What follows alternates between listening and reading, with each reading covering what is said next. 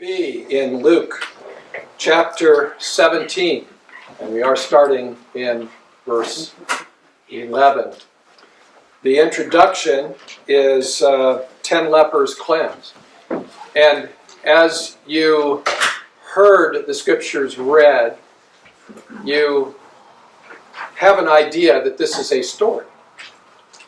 And over the years, because I have been on this field since 1975, can't do the math, but I think it's 48 years, I have actually taught this or preached this twice from this pulpit, long before any of you. Anybody doesn't have notes? There's still a few left. I don't see any hands.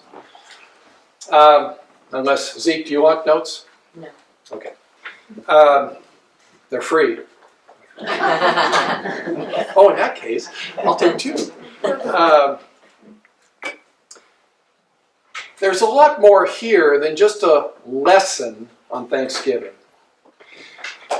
How many of you, by a show of hands, when you were a leper, were cleansed by Jesus and therefore received him as your Savior? Okay, you were all lepers. None of you were lepers. How many of you, when you had the noose around your neck because you were a convicted felon and you were about to die, God miraculously took the noose off your neck and you saw that it was a miracle from God, and so you repented and you received Christ at that moment? The rest of you, okay. So all of you that weren't lepers were murderers. Okay. This is a unique story on many levels. And we will see that this man, because I'm going to be, of course, referring to the Samaritan, this man had an encounter with Jesus that left him forever changed. And not just because of a withered hand extended, or blind eyes made see, or deaf ears unstopped, or a leprous body made clean, but because something else transpired in his life. Now we completed, and I'm not going to go back to chapter 15 and 16 and then up through verse 10 of 17, because that was all one unit. We begin this unit, and if you have notes, you see that the very first word is in yellow. That's something that Luke used to do more at the beginning of the gospel, where I would show that Luke, we were talking about that, and now we're talking about this, and now we're talking about this, and that's why this is here in yellow, because it's one of those we haven't seen in a while, because chapter 15, 16, and half of 17 were all one unit, so there weren't any of these type of things, but now we're there. Because it says, and it came to pass in going to Jerusalem. Now this is the third time that Luke has told us that. In chapter 9, verse 51, he said, and, thought I could quote it, never mind. I should know better. And it came to pass, when the days were approaching for his ascension, that he resolutely set his face to go to Jerusalem. That's where Luke now begins to turn the story away from the ministries in the area of Galilee to the fact that Jesus is heading to his destination, ultimately his ascension, the complete conclusion of his ministry here on earth, after his death, after his burial, after his being here with humans for 40 days, after those things, and then his ascension. That's where Luke goes all the way to that. He shares with us that Jesus is on his way to Jerusalem, because that's where everything is going to happen.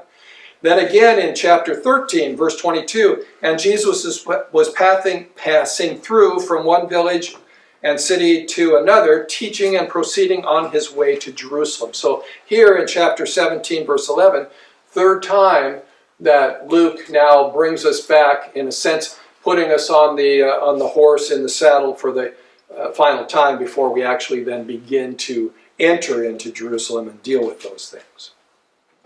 So it came about. Now, so here is the setup in verse 11. And it came to pass, came about, in going to Jerusalem, he was passing through between Samaria and Galilee. It's funny, I always picture, because I always do this with you. Galilee's up here, Samaria's here, and Judah is here. And the Jordan River is here, and Perea's over here, and Decapolis, and all those things. And we've already been to where Jesus was trying to get from Galilee into Samaria, and we already had that, where two of the disciples went to the city and said, hey, we're getting ready for Jesus to come. Oh, well, if he's going to Jerusalem, then just don't even bother. Just get out of here. So we've already done that. But what's interesting is that Galilee is kind of it's almost shaped that way in its extension, and there's a big area here of Samaria. So it isn't this, it's kind of I don't know how to describe it, but it's not a straight line. So when he's passing through between Samaria and Galilee, it's not necessarily a straight line, it's this kind of thing. And we don't, again, Luke's typical way of being a little innocuous on the specifics, simply says in verse 12, which is the situation that from which we get the rest of the story, and as he was entering into a certain village. Okay, so which village? We don't know. And what was he doing? Well, he was going to be entering. So on the outskirts of a village, and at this time that'd be pretty, in a sense, Santa Margarita is an excellent example of that. There's kind of the beginning of Santa Margarita, and there's kind of the end of Santa Margarita. And on both sides of the highway as well. So that gives you an idea of how Jesus could be entering into a village. So as you're, let's say, coming from 101 northbound, you're entering into Santa Margarita, what happens?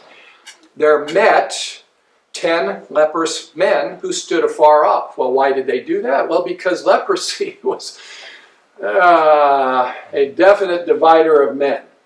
And they would have their bells, and if the bells didn't work, then they would have to shout out, unclean, unclean, and so people could look and say, lepers, let's go this way. So that's why they were standing at a distance. And there was no connection. They couldn't. And I believe that if they were caught anywhere close to civilization, apart from being outside the village and hoping somebody would give them something, that they could be stoned. So it wasn't a game. It was a system of keeping everybody safe. There was 10 of them, and we're going to find eventually that one of them was a Samaritan. What draws people together? Obviously, commonality. Just for example, take this church for example. We're not going to have a lot of, let's say, Jehovah's Witnesses or Mormons or Buddhists or animists or Hindus entering into worship this morning, are we? There's certain separations. So what draws us together? Well, in this case, it's the commonality of the person and work of Jesus Christ.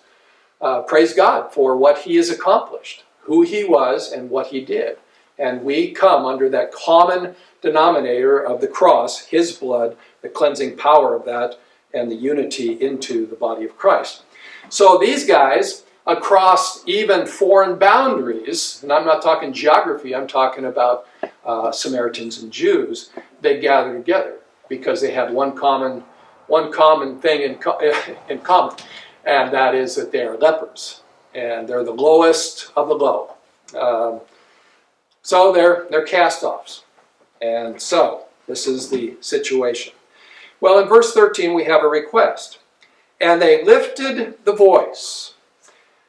You can't help but put yourself in their shoes ever so briefly that you are in a position in which you are 100% dependent on everything and anything other than yourself. You have no capability of helping yourself.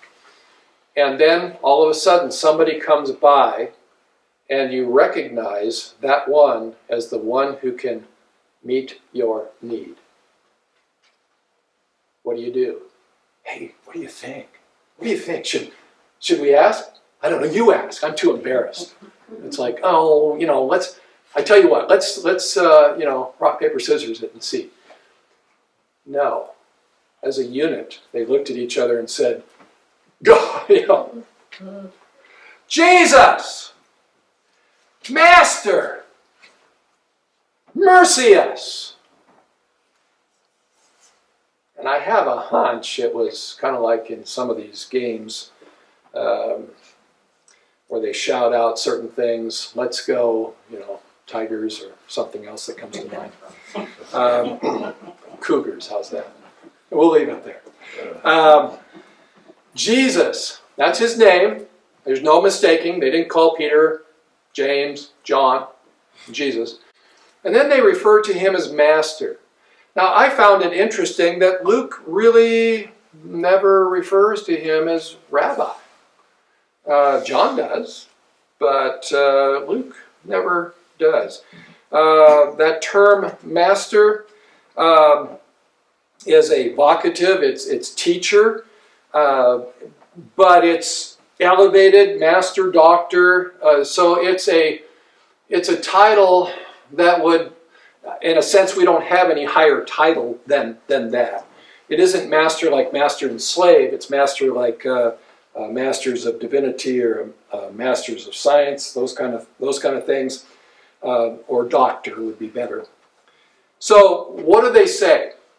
We in English, we supply the have. It's not there. It's kind of like some of these love movies, I guess. I can't think of any right offhand, but I'm sure I've heard it.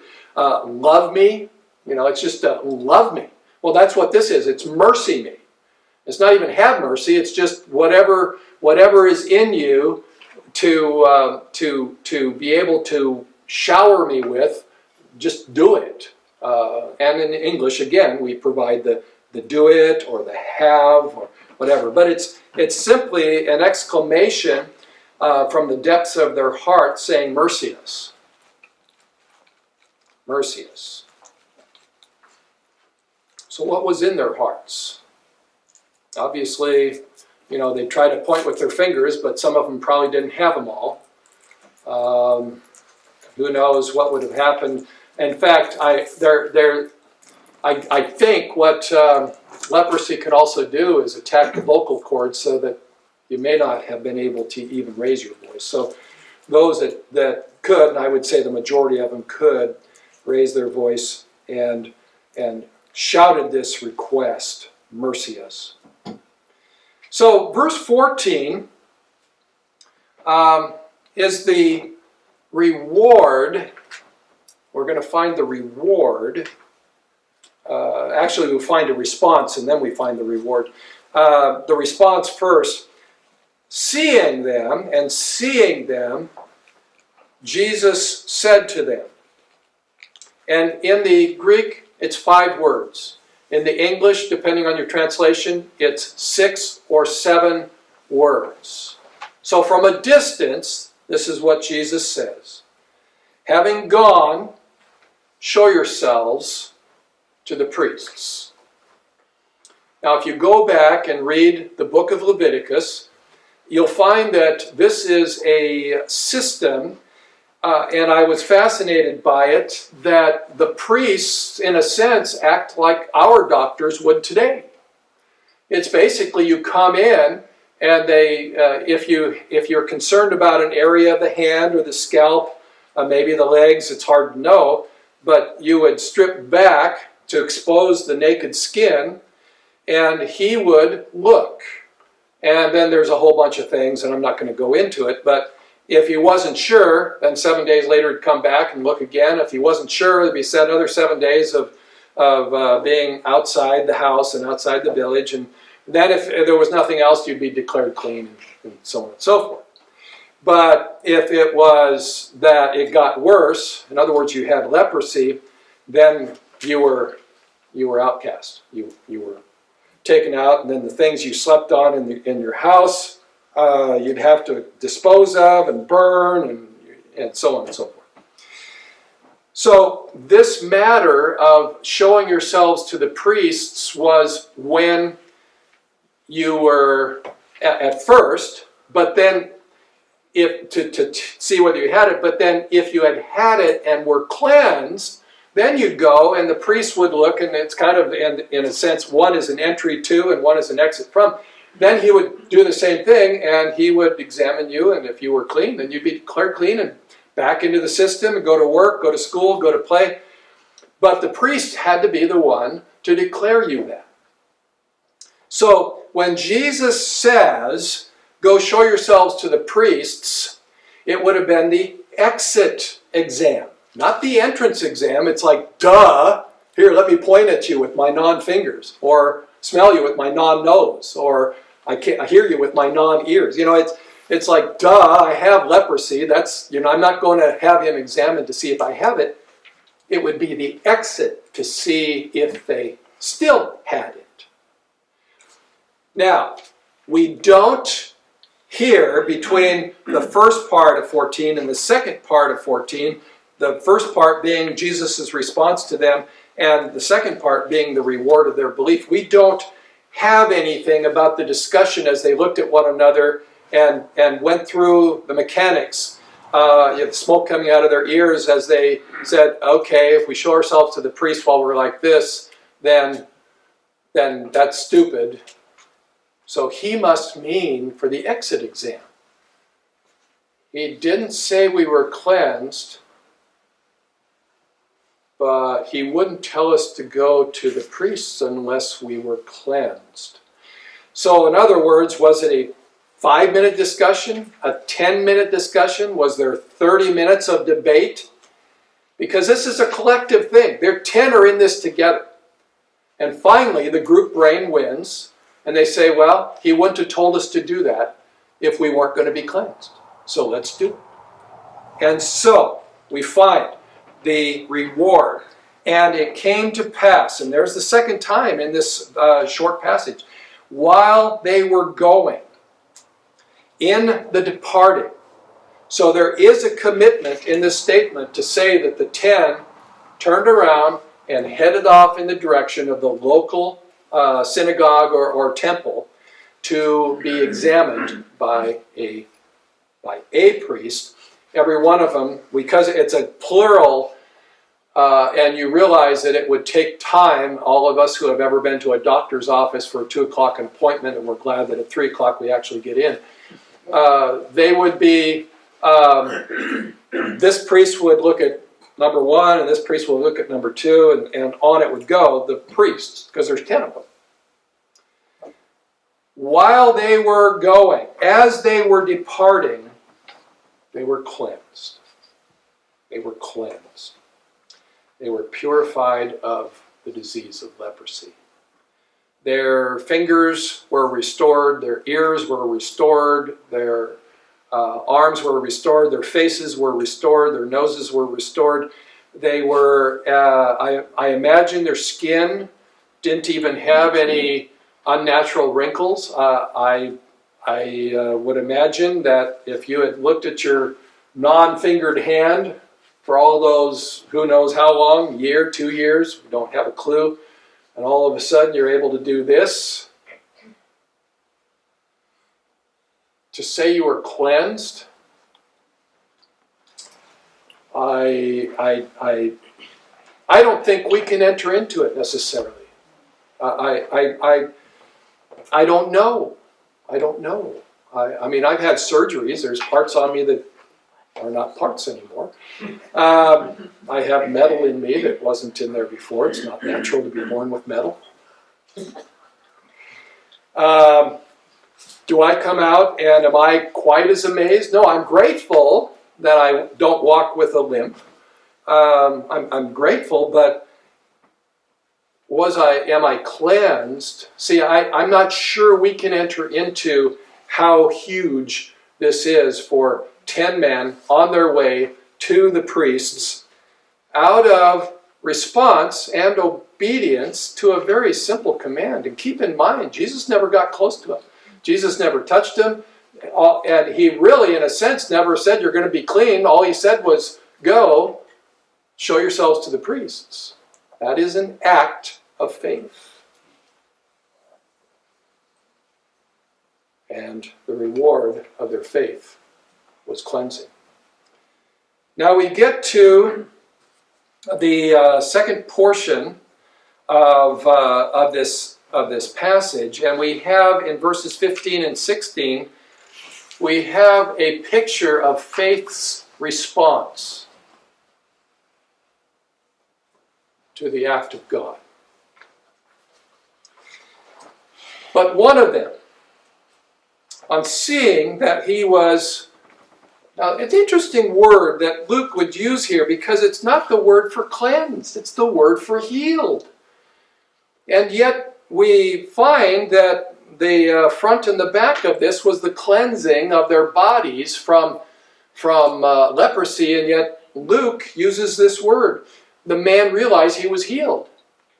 Well, yes, with that, of course, he would be cleansed as well, but Luke does it. And honestly, as much as I've tried to delve into it, I don't have any other response other than to draw your attention to it. He saw that he was healed.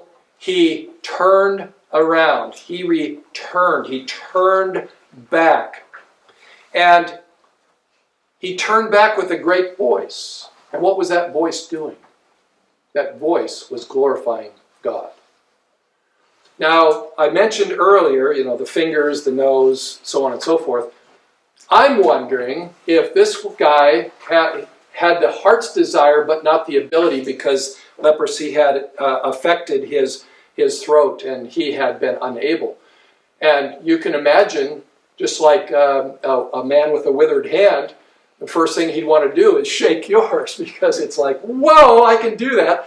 And so what's he doing as almost a reverse peristalsis of the gratefulness in his life? Out from him comes pouring this praise to God, and in a great voice. I don't know how else we could say it. A loud voice works, but the word here is a great, intense voice. There was no mistaking it. Your quiet neighborhood would have been disturbed by shouts of glory to God. Unambiguous, by the way. Unambiguous. This was glorifying God. Now, we have that as faith's response, but as a continuation of that faith's response in verse 16, we find the man in a position that is uncommon to us, probably for centuries, maybe for millennia. He fell on his face at his feet, thanking him.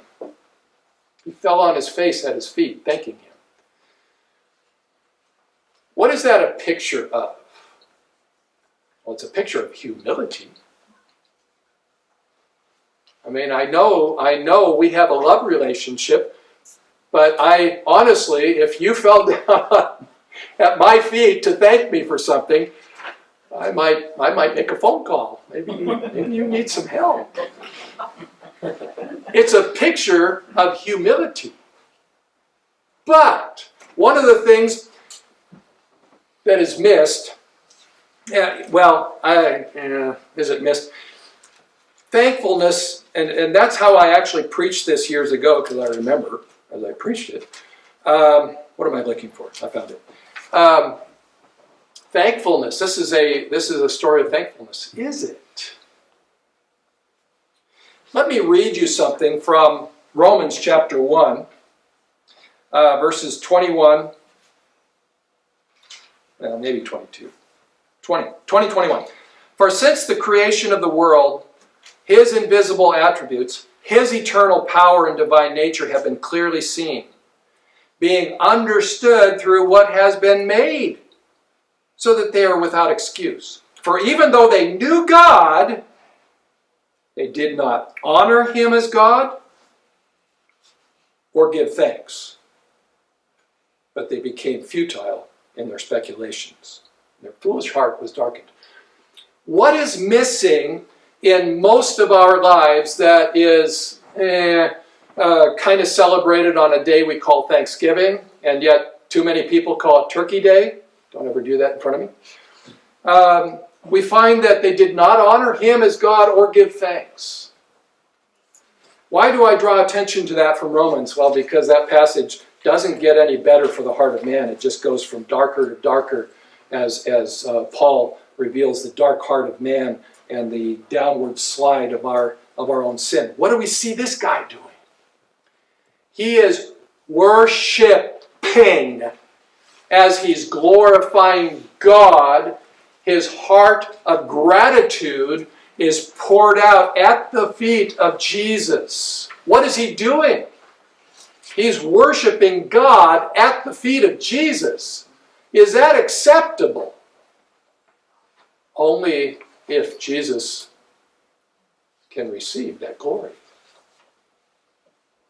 This is a passage that's not ever used, but can be used as a proof of Jesus' deity. Because we see this as a full package. The man, in response by his faith in obeying Jesus, something has happened, and he's turned around. He has returned to the source of that blessing. It was the promise, unspoken, of the reward of cleansing if they obeyed Jesus. And they obeyed Jesus, and he rewarded their faith. And this guy recognized where all of that came from. He glorified God all the way, found Jesus, bowed at his feet. And even in the scriptures, by the way, that is not a common instance.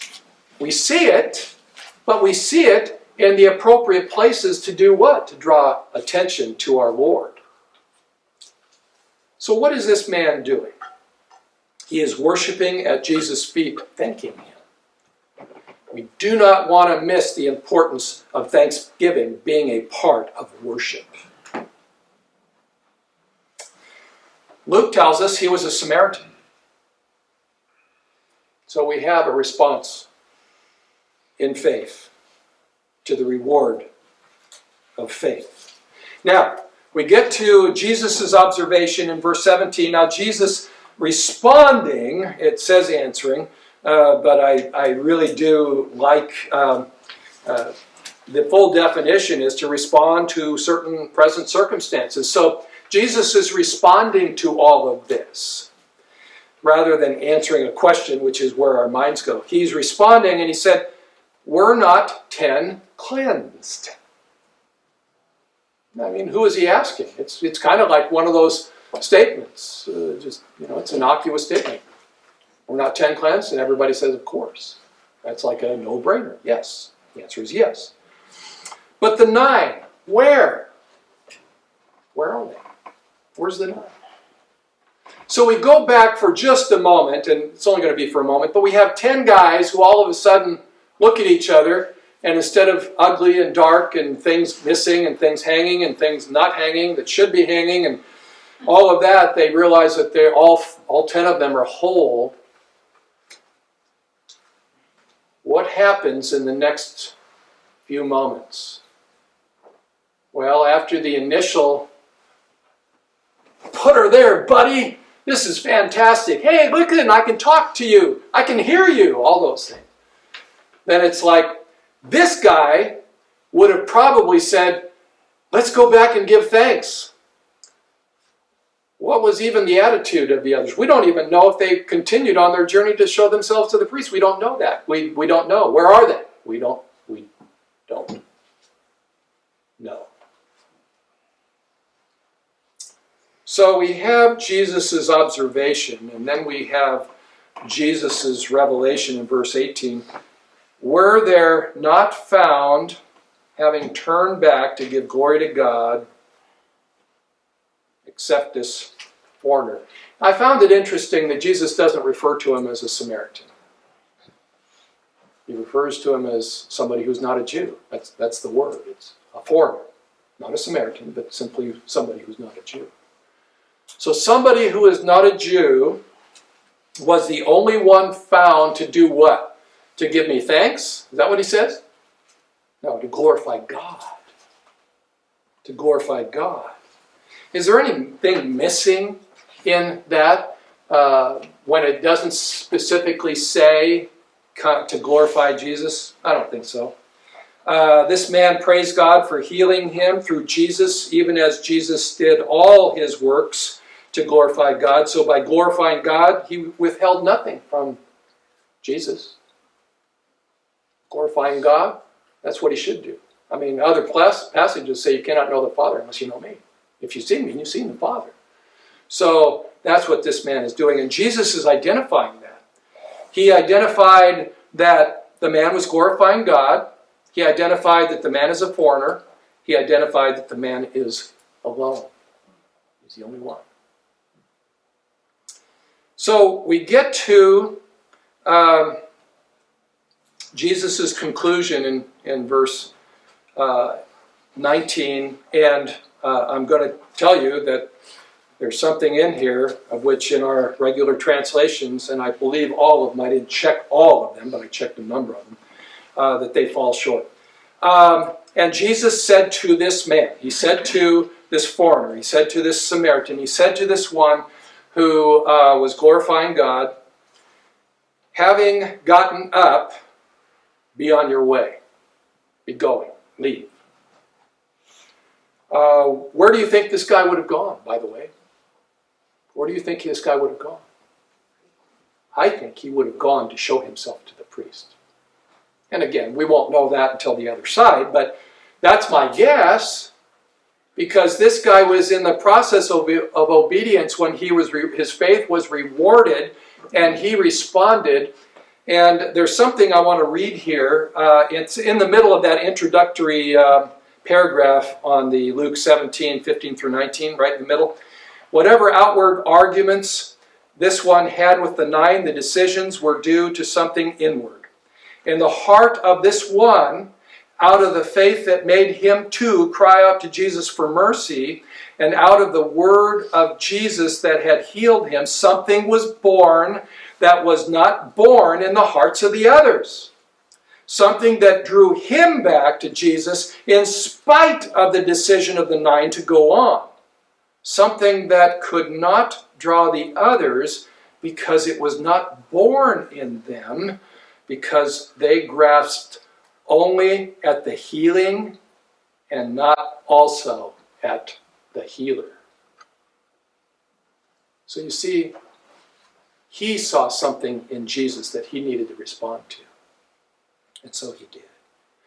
So Jesus' conclusion was twofold. One, now that we're all set, you continue your journey. That's important. Number two, and this is where I'm going to say I disagree with pretty much all the translations. Faith in Jesus is what saved him. Now I want you to look, if you have the notes, at you under verse 19, the definition of sesokin. It's to save, to rescue. Now, what part of that really says healing? Because we have very specific words for healing.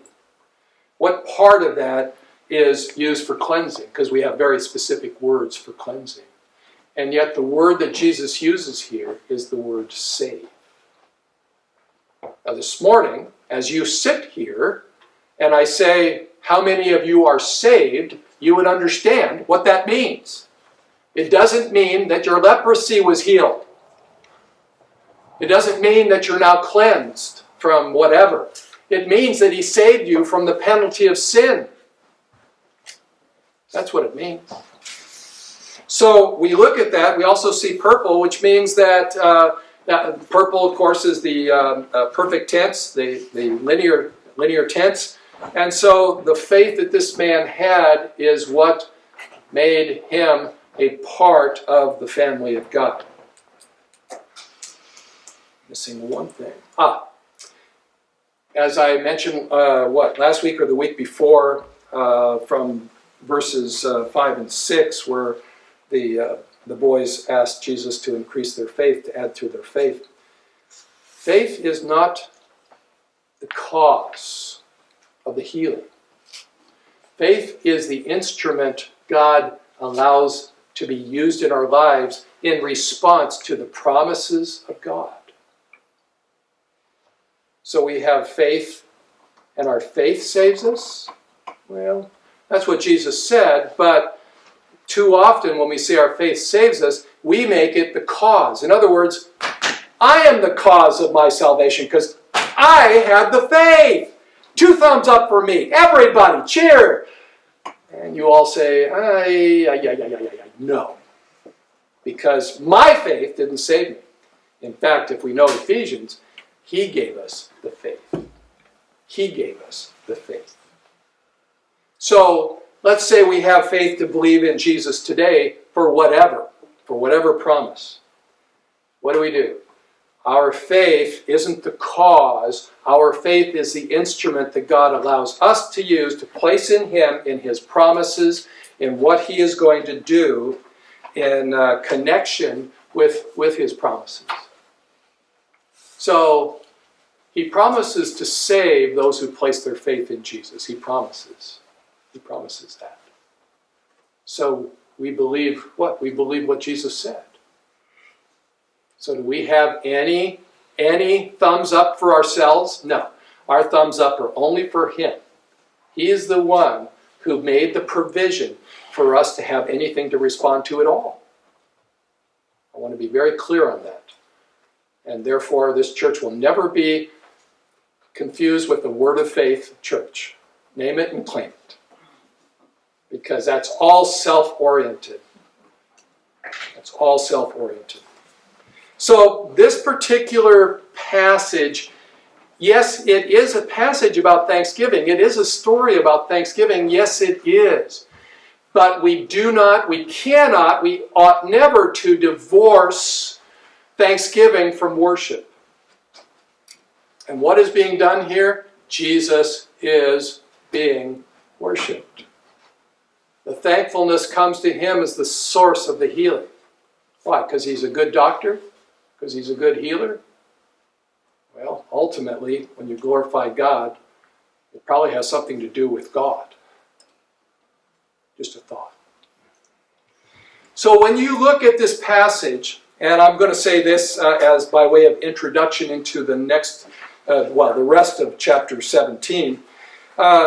If you stop and think about this, what Luke is doing, and this is again the forerunner of the upcoming passages, what he's doing is he's opening up the kingdom to us. He's done that little by little. That discussion is coming up in the next sermon. But in chapter 15, who was there? Tax gatherers and sinners. And who is the quote-unquote hero in here? I mean, Jesus, yes, but the foreigner, the Samaritan. What is Jesus doing? What is Luke doing for us from God's revelation? He is expanding the kingdom of God for us to see that all humans are welcome. All humans are in need of entering into his kingdom. And what do we have here? We have a foreigner. We have a Samaritan who understood the source of his healing. And he had the appropriate response. So this week, as you consider your salvation, I'm not necessarily asking you to run up and down your street glorifying God. You can if you want. Just make sure you have all your clothes on. So you'll probably already call the police anyway if you do. But just consider what God has accomplished for you, in you, through you, and glorify him